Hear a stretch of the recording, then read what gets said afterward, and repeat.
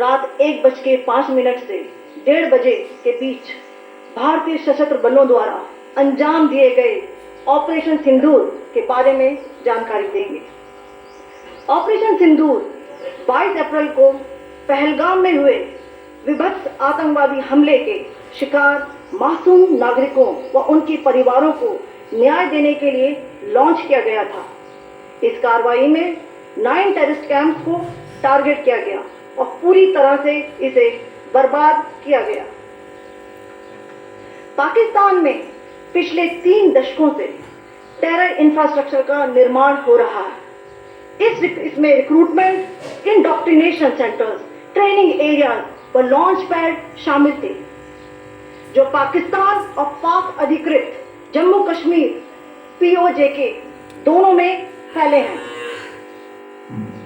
Operation Sindoor was launched by Indian Armed Forces to deliver justice to the victims of Pahalgam terror attack and their families. 9 terrorist camps were targeted and successfully destroyed. Over the last 3 decades, Pakistan has systematically built terror infrastructure. It is a complex web of recruitment and indoctrination centers, training areas for initial and refresher courses, and launch pads for handlers.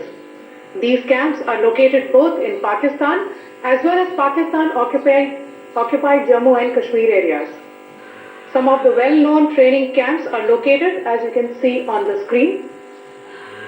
They are distributed from Sawai Nala in the north, counting to approximately 21, ending at Bhagalpur to the south. इन लक्ष्यों का चयन विश्वसनीय intelligence सूचनाओं के आधार पर हुआ ताकि आतंक गतिविधियों की रीढ़ तोड़ी जा सके, और यह खास ध्यान दिया गया कि निर्दोष नागरिकों और सिविलियन इंस्टॉलेशन को नुकसान न पहुंचे। The selection of these targets for Operation Sindoor was based on credible intelligence inputs and role of these facilities in perpetrating the terror activities. The locations were so selected to avoid damage to civilian infrastructures and loss of any civilian lives. This was done with due diligence, and the camps selected for targeting and their engagement will now be shown to you one by one. POJK के target आपको बताना चाहूंगी। सबसे पहले सवाई नाला camp Muzaffarabad, जो कि POJK के लाइन ऑफ कंट्रोल से 30 किलोमीटर दूर है। यह एक लश्कर-ए तौयबा का ट्रेनिंग सेंटर था। 20 अक्टूबर 2024 सोनमर्ग, 24 अक्टूबर 24 गुलमर्ग, 22 अप्रैल 2025 पहलगाम, इन हमलों के आतंकियों ने यहीं से प्रशिक्षण लिया था। सैयदना बिलाल कैंप मुजफ्फराबाद, यह एक जैश-ए मोहम्मद का स्टेजिंग एरिया है। यह हथियार, विस्फोटक और जंगल सर्वाइवल ट्रेनिंग का केंद्र भी था। गुलपुर कैंप कोटली, यह LOC से 30 किलोमीटर दूर था।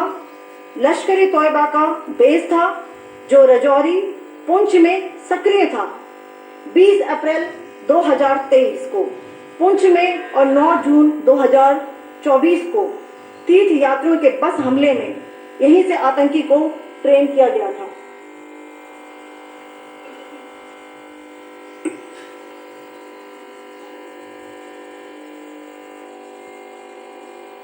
बरनाला कैंप डिम्बर, यह LOC से 9 किलोमीटर दूर है।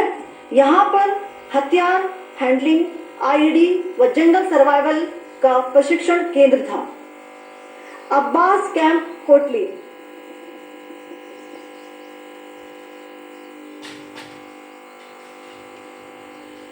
यह LOC से 13 किलोमीटर दूर है।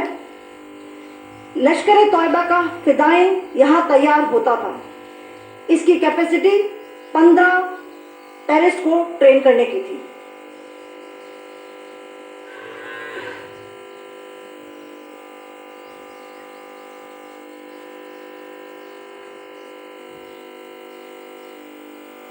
अब मैं पाकिस्तान के अंदर के टारगेट से अवगत कराना चाहूंगी।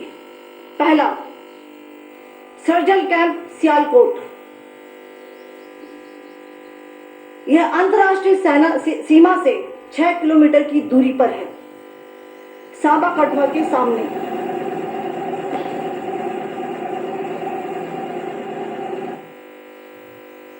मार्च 2025 में जम्मू एंड कश्मीर पुलिस के 4 जवानों को की जो हत्या की गई थी, उन आतंकवादियों को इसी जगह पर ट्रेन किया गया था।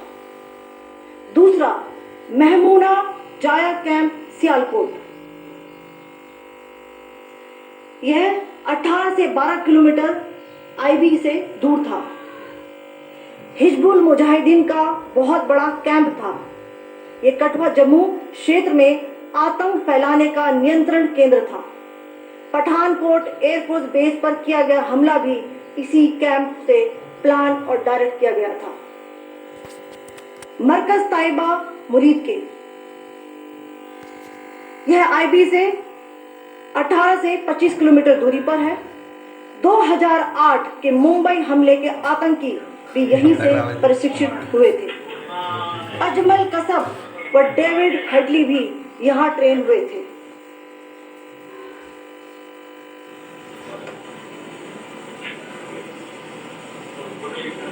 आगे दूसरा आया।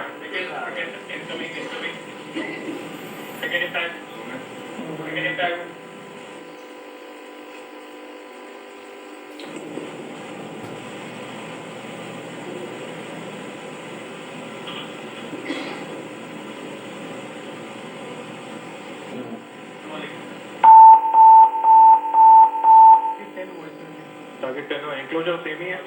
7 इट इज 8 का टारगेट। हाँ हाँ।